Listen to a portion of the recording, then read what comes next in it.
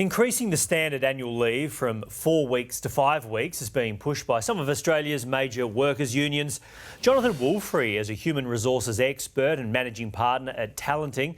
All right, Jonathan, given the changing nature of the workplace and the stresses involved, is 5 weeks annual leave going to be the benchmark of the future? It's an interesting question, and annual leave entitlement hasn't changed since 1974, so this conversation is not going to go away.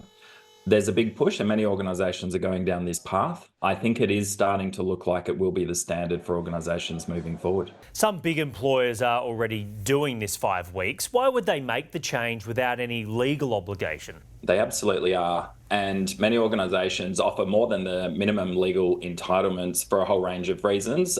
Suits their workforce, attract better talent, retain talent, compete with their competitors for a limited resource. So there's a whole range of reasons that organisations would move ahead of the national employment standards and any minimum requirement there.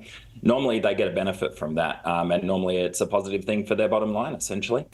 What were the arguments against increasing the workers' annual leave? Of course, it comes at a cost, and that cost, even if you just look at 1 week out of 52 in a year, is around 2.5%. So if it was a pure no trade-off kind of situation, organisations would look at costing themselves an extra 2.5%. And many organisations, particularly small, medium businesses, are struggling as well to keep their costs down for their customers and to balance their workforce and their needs as well. So definitely the cost is the number one issue for employers that would be considering it. Do you think leave and then even work from home arrangements will be increasingly negotiable when people start to change jobs?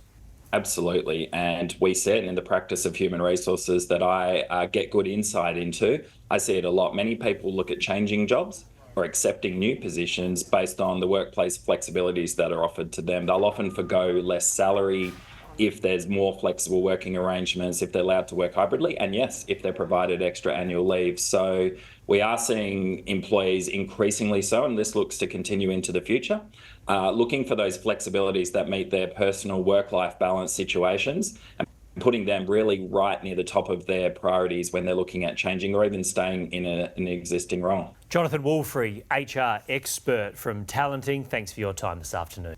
My pleasure.